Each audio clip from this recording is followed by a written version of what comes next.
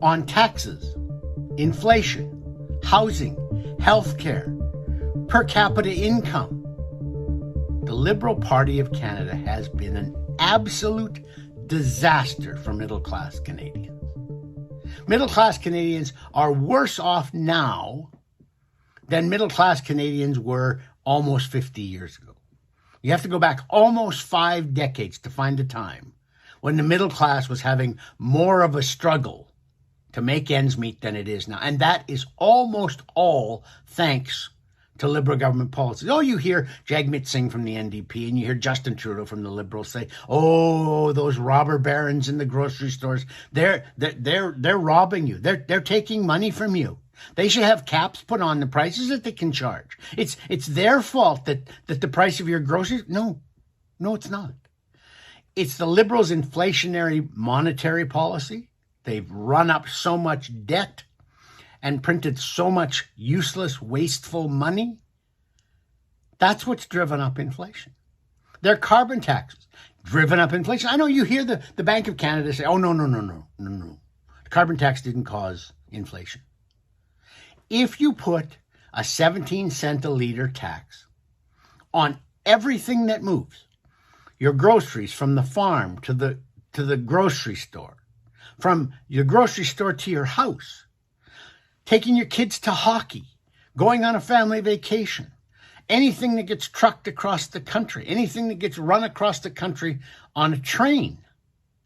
If you put the carbon tax on every liter of fuel, of course, it's going to increase inflation. It has to increase inflation. This is another one of those cases where the experts, who are mostly liberal left, have deluded themselves into believing that their dream projects like the carbon tax to solve the climate crisis, they've lied to themselves that those things are working. But to get back to ordinary Canadians, let's just take a look at one number from Statistics Canada. On August the 19th, Stats Can said that last year, median family income after taxation went up 2.5%. Now, that's not great. 5% is better, 7% is better. But 2.5%, after taxes, you think, oh, well, that's pretty good. That didn't include inflation. After accounting for inflation, median after-tax family income in Canada last year went down by 4%. Just from government-caused inflation, your income lost 4%. So that's not a good thing. Then you take a look at the jobs report, which came out last week. For the last 12 months, from July of 2023 to July of 2024, Canada added 572,000 new workers, almost all through immigration. During that same time, we added 346,000 new jobs, and only 2/3 of those were full-time. So we added 572,000 new workers, but we only created enough full-time jobs for about half of them. So what happens?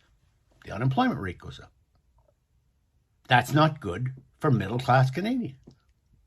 If you take a look at so far this year, the Liberals have admitted 650,000 new workers. That's the rate taken over the full year, from January of 2024 to December of 2024. If they continue along on that line, they will have added 650,000 new workers. And the economy is so slow right now, we will only have created 302,000 new jobs. That's full and part-time. That's eating away at the Canadian middle class.